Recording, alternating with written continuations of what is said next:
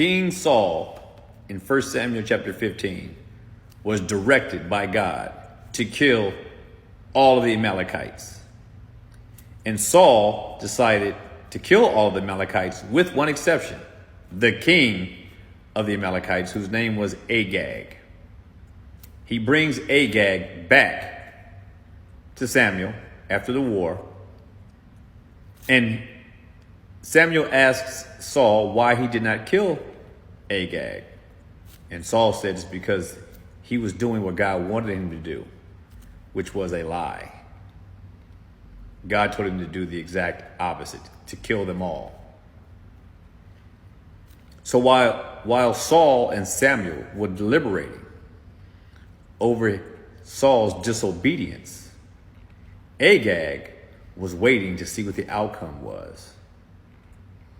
And when it was all over, Samuel summoned to have Agag brought to him. Agag said the following. He says, "Surely the bitterness of death is past." Agag said, "Surely the bitterness of death is past." He assumed because they had not killed him right away that they weren't going to kill him.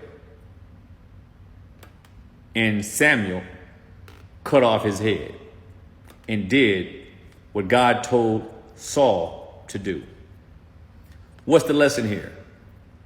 First, always be obedient to God. Number two, never try to say that God said to do something different than what he originally said to do. And lastly, we learn from Agag, do not think that because wrath and judgment does not come right away, that you will escape it. The only way that you can escape God's wrath and judgment is to repent and turn to Christ. But if you think that since it's been 2,000 plus years so far, that Christ is not coming back and that judgment is not coming for you, think again, because it is coming. Agag said, "Surely the bitterness of death must be past." He found out that in due time, the wrath of God must fall down upon him. And this the same thing will be said for every one of us who do not obey God and all of us who do not turn to Christ. Judgment is coming.